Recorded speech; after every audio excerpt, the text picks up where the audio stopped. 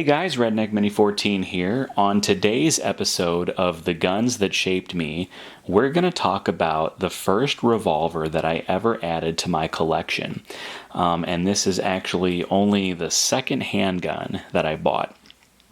So, when I was, I think, a junior in college, I was, I'm always looking to add guns to my collection. And when I was a junior in college, I remember going on Bud's Gun Shop's website and learning that they had a 180-day layaway plan for certain firearms on their website.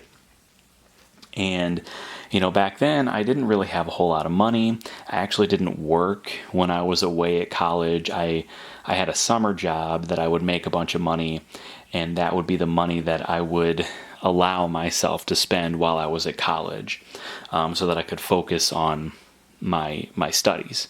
So I didn't actually work when I was at college, but I gave myself about $2,000 a semester, so that I could afford to eat and have, put gas in my gas tank and things like that. I didn't spend a whole lot of money. But, I'm always looking to add guns to my collection. And, I was 21, maybe getting to be 22 at this point in my life. And so I was really looking to add some handguns to my collection. And I had a couple of semi-automatic pistols, a 22 and a 9mm, but I didn't have any revolvers. And I didn't have very much experience shooting revolvers over shooting semi-automatics. I had shot, 22s, 9mm, 40s, 45s, all semi-automatics, but I had only ever shot like a Ruger Blackhawk revolver and maybe a 38, a snub-nose 38. So anyway, I was looking to add a revolver to my collection, and Bud's Gun Shop had the Taurus 85, which is a 5-shot 38 special snub-nose revolver. They had this one, a stainless steel and a blued model, where you could put it on 180-day layaway. So I thought, that's a good choice for a first revolver.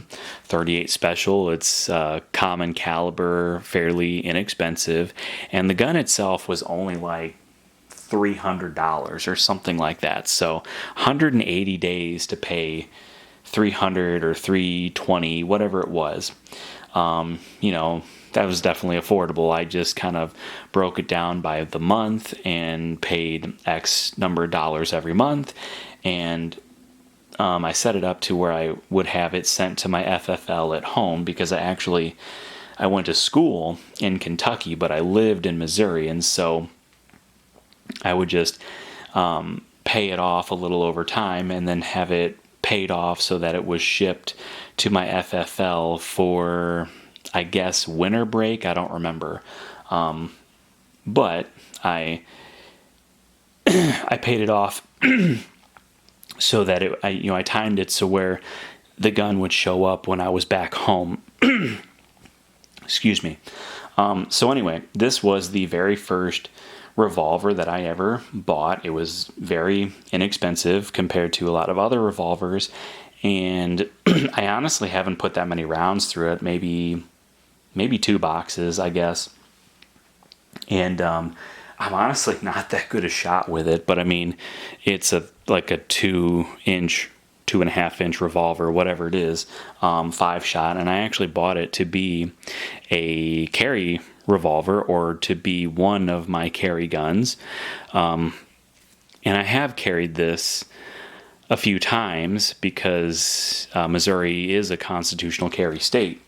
And so I've carried this gun a few times. I've carried, my Ruger P Series pistols a few times, and a few other guns, but I haven't carried it a ton. and honestly haven't really shot this gun. Well, I've shot it once recently, but before that it had honestly been years since I had shot this revolver. But I have since bought other revolvers, some even similar to this. I have a Ruger SP-101, which is a snub-nose revolver, but it is in .357 Magnum. But this is the revolver that really started the journey to buying revolvers and adding revolvers to my collection. So I have, like, I don't know, 10 or 11 revolvers in my collection at this point, and this was the first one. And this was,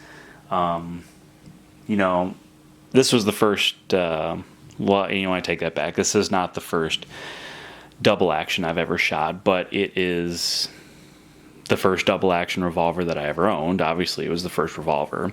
I don't know why I even bother saying that, but anyway. And for the trigger, it's really a decent trigger for a double action revolver. It's actually really, really smooth considering the price point that this revolver was in.